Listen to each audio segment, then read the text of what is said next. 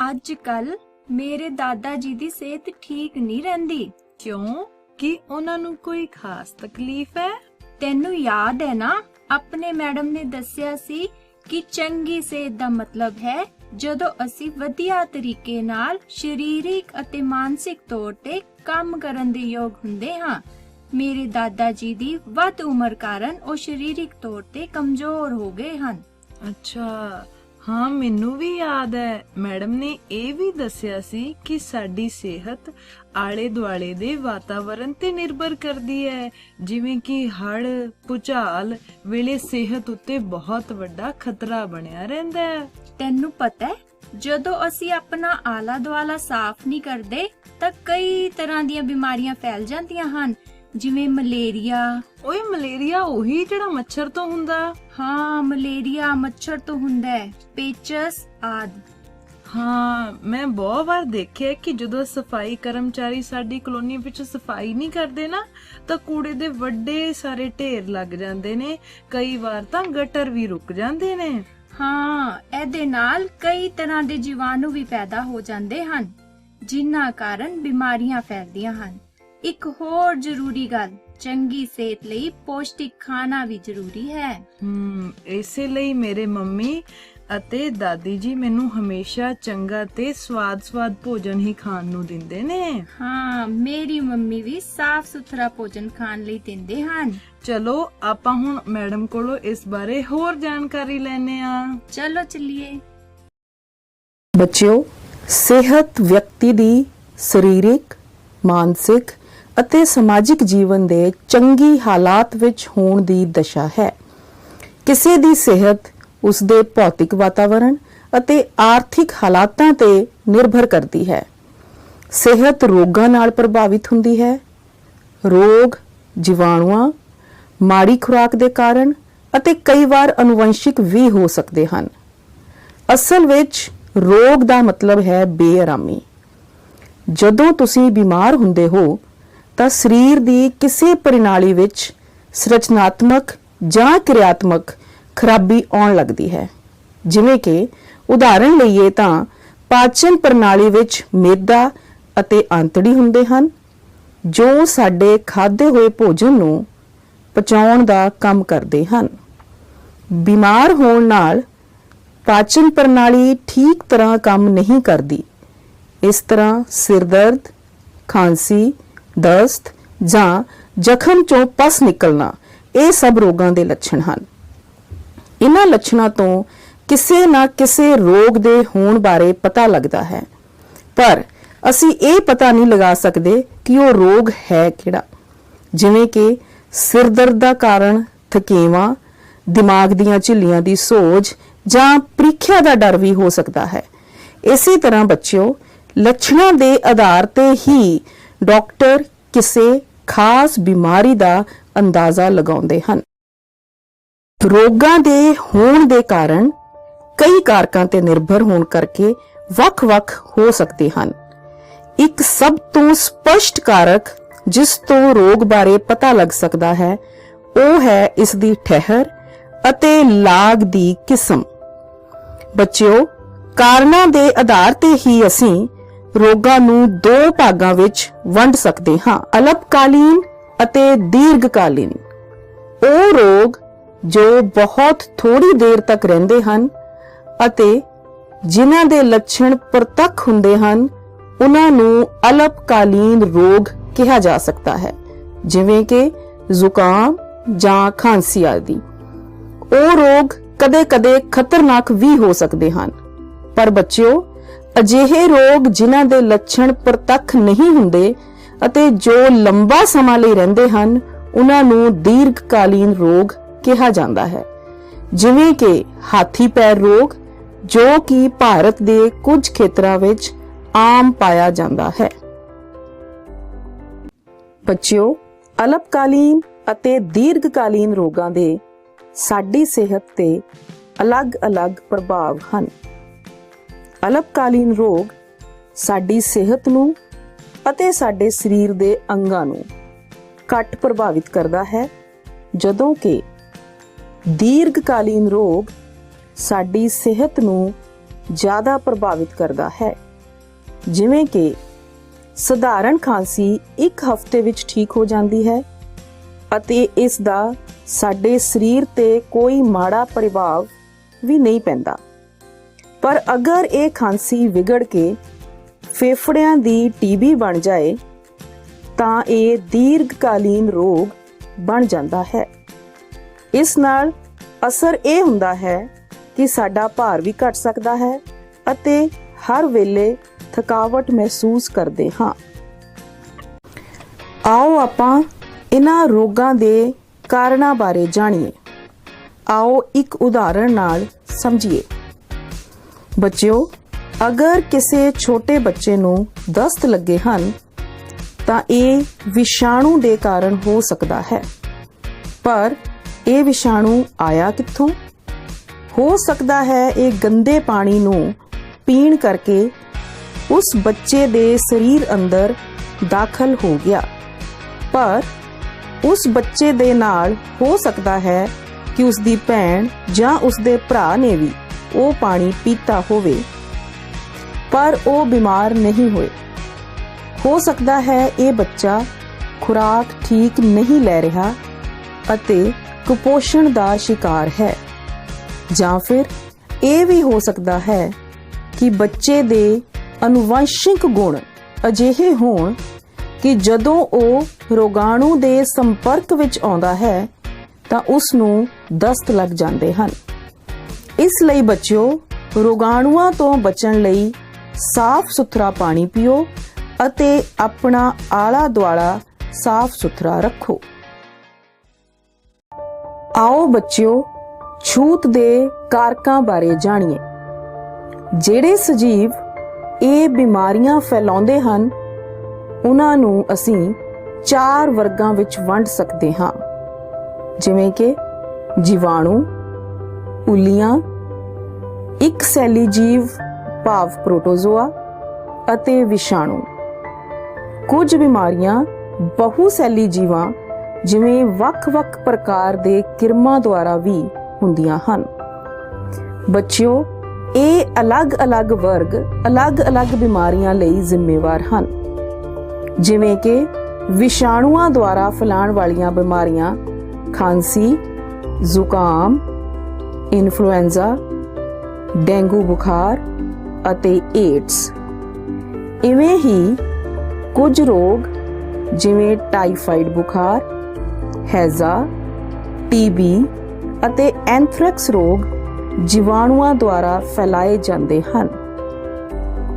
ਬੱਚਿਓ, ਉੱਲੀਆਂ ਦੁਆਰਾ ਹੋਣ ਵਾਲੇ ਰੋਗਾਂ ਵਿੱਚ ਬਹੁਤ ਸਾਰੇ ਚਮੜੀ ਦੇ ਰੋਗ ਹੁੰਦੇ ਹਨ।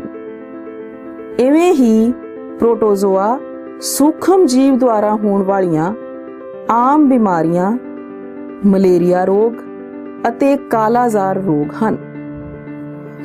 ਅਸੀਂ ਸਾਰਿਆਂ ਨੇ ਅੰਤੜੇ ਵਿੱਚ ਹੋਣ ਵਾਲੀ ਕਿਰਮ ਦੀ ਬਿਮਾਰੀ ਅਤੇ ਕਿਸਮਾਂ ਦੀਆਂ ਕਈ ਪ੍ਰਜਾਤੀਆਂ ਨਾਲ ਹੋਣ ਵਾਲੇ ਪੈਰ ਫੁੱਲਣ ਦੋਸ਼ ਦਾ ਰੋਗ ਵੀ ਸੁਣਿਆ ਹੋਇਆ ਹੈ।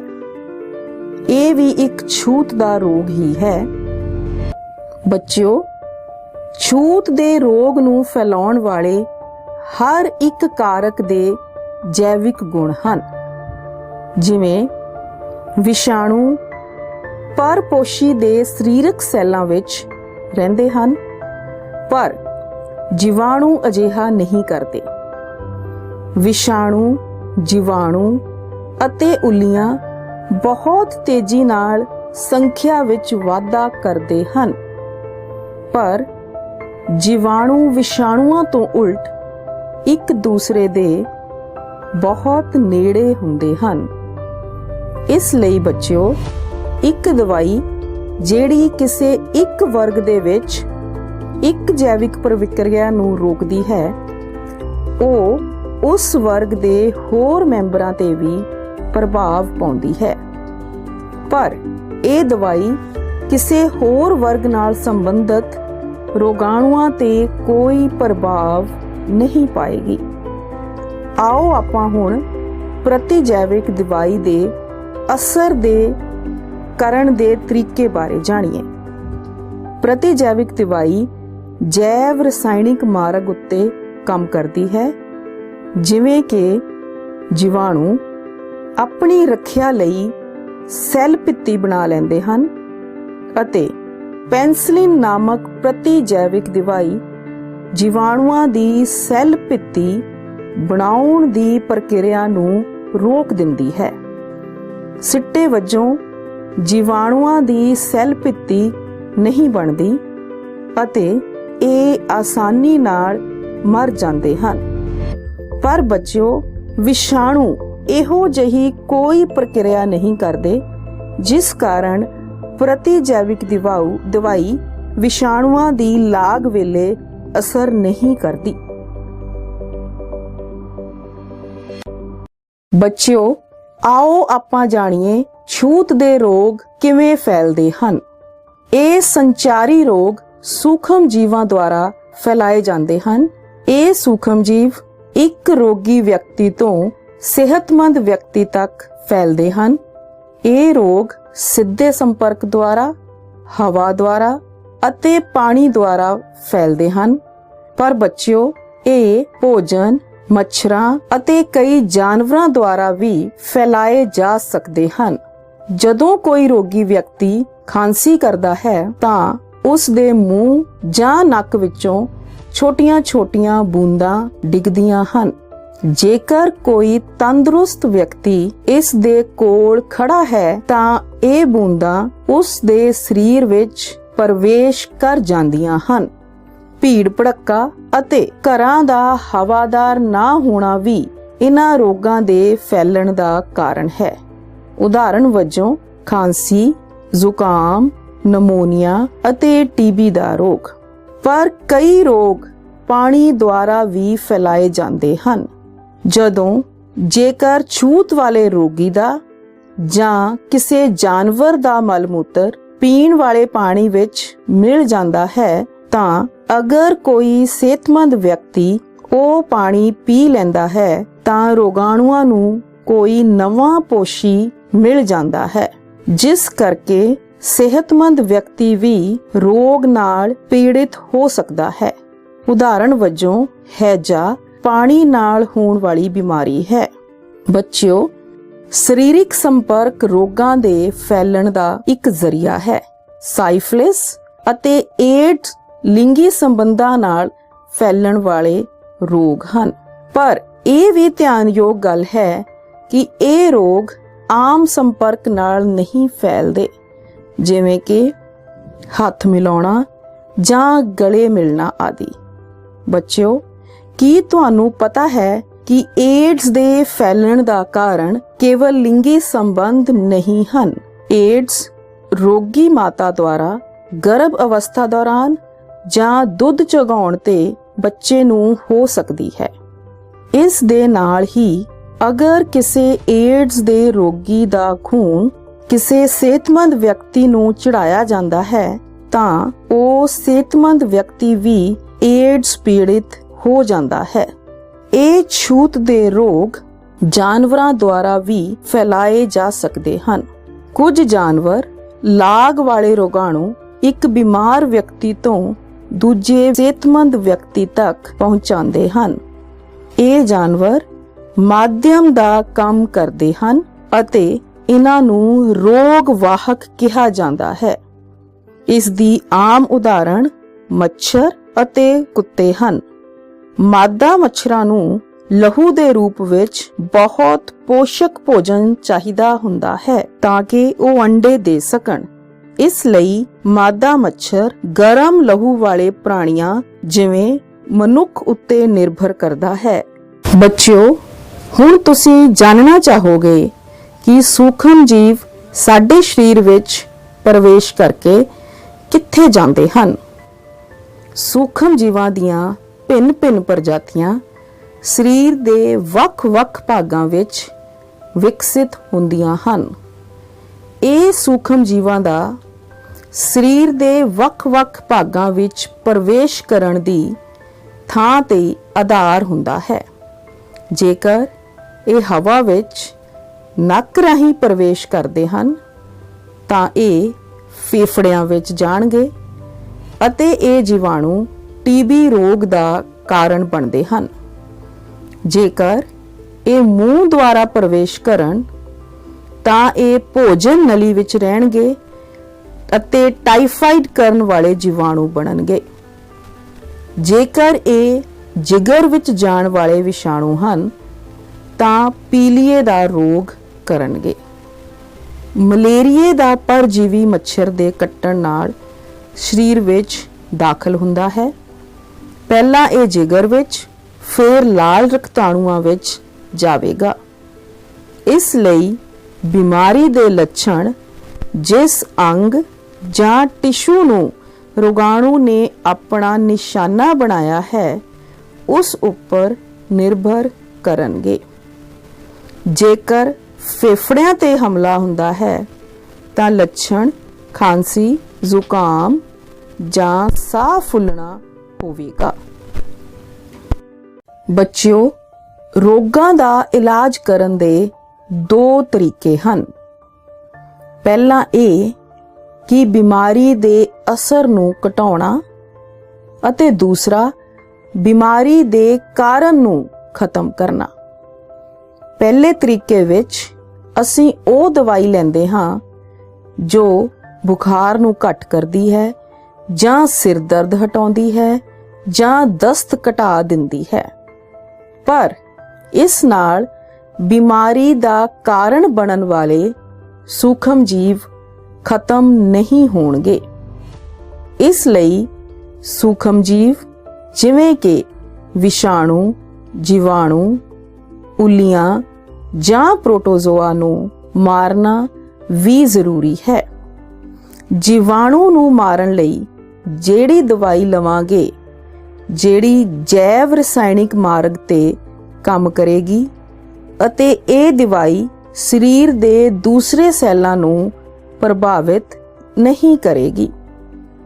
ਇਸੇ ਤਰ੍ਹਾਂ ਮਲੇਰੀਆ ਪਰਜੀਵੀ ਵਰਗੇ ਪ੍ਰੋਟੋਜ਼ੋਆ ਨੂੰ ਮਾਰਨ ਵਾਲੀਆਂ ਦਵਾਈਆਂ ਵੀ ਹਨ। ਪਰ ਬੱਚਿਓ, ਐਂਟੀਵਾਇਰਲ ਦਵਾਈ ਬਣਾਉਣਾ ਐਂਟੀਬੈਕਟੀਰੀਅਲ ਦਵਾਈ ਬਣਾਉਣ ਦੇ ਮੁਕਾਬਲੇ ਜ਼ਿਆਦਾ ਮੁਸ਼ਕਲ ਹੈ, ਕਿਉਂਕਿ ਵਿਸ਼ਾਣੂਆਂ ਵਿੱਚ ਆਪਣੀ ਜੈਵ ਰਸਾਇਣਿਕ ਪ੍ਰਣਾਲੀ ਬਹੁਤ ਘੱਟ ਹੁੰਦੀ ਹੈ। ਇਹ ਆਪਣੀ ਜੀਵਕ ਪ੍ਰਕਿਰਿਆ ਲਈ ਸਾਡੇ ਸਰੀਰ ਦੀ ਮਸ਼ੀਨਰੀ ਦੀ ਵਰਤੋਂ ਕਰਦੇ ਹਨ। ਇਸ ਦਾ ਅਰਥ ਹੈ ਵਿਸ਼ਾਣੂ ਆਧਾਰਿਤ ਬਿਮਾਰੀਆਂ ਦੇ ਲੱਛਣ ਘੱਟ ਨਜ਼ਰ ਆਉਂਦੇ ਹਨ, ਪਰੰਤੂ ਇਹਨਾਂ ਕਮੀਆਂ ਦੇ ਹੋਣ ਦੇ ਬਾਵਜੂਦ ਵੀ ਐਂਟੀਵਾਇਰਲ ਦਵਾਈਆਂ ਤਿਆਰ ਕੀਤੀਆਂ ਗਈਆਂ ਹਨ, ਜਿਵੇਂ ਕਿ HIV ਲਾਗ ਨੂੰ ਕੰਟਰੋਲ ਕਰਨ ਦੀ ਦਵਾਈ ਵੀ ਹੈ। ਆਓ ਬੱਚਿਓ, ਹੁਣ ਅਸੀਂ ਬਚਾਅ ਦੇ ਸਿਧਾਂਤ ਬਾਰੇ ਜਾਣੀਏ। ਹੁਣ ਤੱਕ ਅਸੀਂ ਇਹ ਪੜ੍ਹਿਆ ਹੈ ਕਿ ਜੇ ਕਿਸੇ ਵਿਅਕਤੀ ਨੂੰ ਕੋਈ ਰੋਗ ਹੈ ਤਾਂ ਉਸ ਦੀ ਲਾਗ ਤੋਂ ਛੁਟਕਾਰਾ ਕਿਵੇਂ ਪਾਇਆ ਜਾਵੇ। ਪਰੰਤੂ ਲਾਗ ਦੀ ਬਿਮਾਰੀ ਨਾਲ ਨਿਪਟਣ ਦੀ ਇਸ ਵਿਧੀ ਵਿੱਚ 3 ਖਾਮੀਆਂ ਹਨ। ਜਦੋਂ ਕੋਈ ਵਿਅਕਤੀ ਇੱਕ ਵਾਰ ਬਿਮਾਰ ਹੋ ਜਾਵੇ ਤਾਂ ਉਸ ਦੇ ਸਰੀਰਕ ਕਾਰਜਾਂ ਨੂੰ ਬਹੁਤ ਨੁਕਸਾਨ ਹੁੰਦਾ ਹੈ ਅਤੇ ਫਿਰ ਉਹ ਪੂਰੀ ਤਰ੍ਹਾਂ ਤੰਦਰੁਸਤ ਨਹੀਂ ਹੁੰਦਾ। ਦੂਸਰਾ ਇਹ ਹੈ ਕਿ ਇਲਾਜ ਕਰਨ ਤੇ ਲੰਬਾ ਸਮਾਂ ਲੱਗ ਸਕਦਾ ਹੈ, ਭਾਵ ਸਹੀ ਇਲਾਜ ਹੋਣ ਤੋਂ ਬਾਅਦ ਵੀ ਰੋਗੀ ਨੂੰ ਲੰਮਾ ਸਮਾਂ ਬਿਸਤਰ ਤੇ ਆਰਾਮ ਕਰਨਾ ਪੈ ਸਕਦਾ ਹੈ। ਤੀਸਰੀ ਖਾਮੀ ਇਹ ਹੈ ਕਿ ਜੇਕਰ ਲਾਗ ਦਾ ਰੋਗੀ ਦੂਜੇ ਵਿਅਕਤੀਆਂ ਵਿੱਚ ਰੋਗ ਫੈਲਾਉਣ ਦਾ ਸਰੋਤ ਬਣ ਜਾਵੇ ਤਾਂ ਇਸ ਨਾਲ ਹੋਰ ਮੁਸ਼ਕਲਾਂ ਵੱਧ ਜਾਣਗੀਆਂ। ਇਸ ਲਈ ਰੋਗਾਂ ਤੋਂ ਬਚਾਅ ਕਰਨਾ ਇਲਾਜ ਨਾਲੋਂ ਚੰਗਾ ਹੈ। ਅਸੀਂ ਰੋਗਾਂ ਤੋਂ ਕਿਵੇਂ ਬਚਾਅ ਕਰ ਸਕਦੇ ਹਾਂ? ਰੋਗ ਤੋਂ ਬਚਾਅ ਕਰਨ ਦੇ 2 ਤਰੀਕੇ ਹਨ, ਇੱਕ ਸਧਾਰਨ ਅਤੇ ਦੂਸਰਾ ਰੋਗ ਆਧਾਰਿਤ। ਜੇ ਸਾਨੂੰ ਰੋਗਾਂ ਦੇ ਫੈਲਣ ਦੀਆਂ ਵਿਧੀਆਂ ਪਤਾ ਹਨ ਤਾਂ ਸਾਨੂੰ ਕੁਝ ਆਸਾਨੀ ਹੋਵੇਗੀ। ਹਵਾ ਨਾਲ ਫੈਲਣ ਵਾਲੇ ਸੂਖਮ ਜੀਵਾਂ ਤੋਂ ਬਚਾਅ ਵਾਸਤੇ ਸਾਨੂੰ ਚਾਹੀਦਾ ਹੈ ਕਿ ਅਸੀਂ ਖੁੱਲੀਆਂ ਥਾਵਾਂ ਤੇ ਰਹੀਏ ਅਤੇ ਭੀੜ ਭੜੱਕੇ ਵਿੱਚ ਨਾ ਜਾਈਏ। ਪਾਣੀ ਨਾਲ ਫੈਲਣ ਵਾਲੇ ਸੂਖਮ ਜੀਵਾਂ ਤੋਂ ਬਚਣ ਲਈ ਸਾਫ਼ ਸੁਥਰਾ ਪਾਣੀ ਪੀਣਾ ਚਾਹੀਦਾ ਹੈ। ਇਸ ਲਈ ਤੁਸੀਂ ਪਾਣੀ ਵਿੱਚ ਸੂਖਮ ਜੀਵਾਂ ਨੂੰ ਮਾਰਨ ਦਾ ਕੋਈ ਤਰੀਕਾ ਵੀ ਅਪਣਾ ਸਕਦੇ ਹੋ। ਰੋਗ ਵਾਹਕਾਂ ਰਾਹੀਂ ਫੈਲਣ ਵਾਲੇ ਰੋਗਾਂ ਤੋਂ ਬਚਾਅ ਕਰਨ ਲਈ ਸਾਨੂੰ ਸਾਫ਼ ਵਾਤਾਵਰਣ ਵਿੱਚ ਰਹਿਣਾ ਚਾਹੀਦਾ ਹੈ। ਅਜਿਹੇ ਵਾਤਾਵਰਣ ਵਿੱਚ ਮੱਛਰ ਨਹੀਂ ਪੈਦਾ ਹੋਣਗੇ, ਭਾਵ ਲਾਗ ਦੇ ਰੋਗਾਂ ਤੋਂ ਬਚਣ ਲਈ ਸਫਾਈ ਬਹੁਤ ਹੀ ਜ਼ਰੂਰੀ ਹੈ।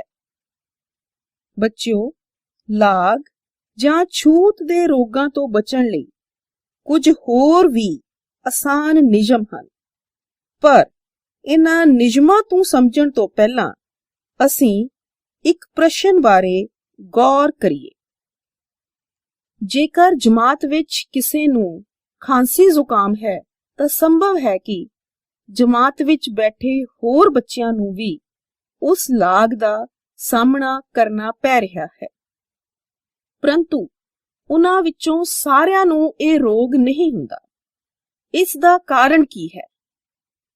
ਬੱਚਿਓ, ਇਸ ਦਾ ਕਾਰਨ ਹੈ ਸਾਡੇ ਸਰੀਰ ਵਿੱਚ ਰੱਖਿਆਤਮਕ ਪ੍ਰਣਾਲੀ ਦਾ ਹੋਣਾ।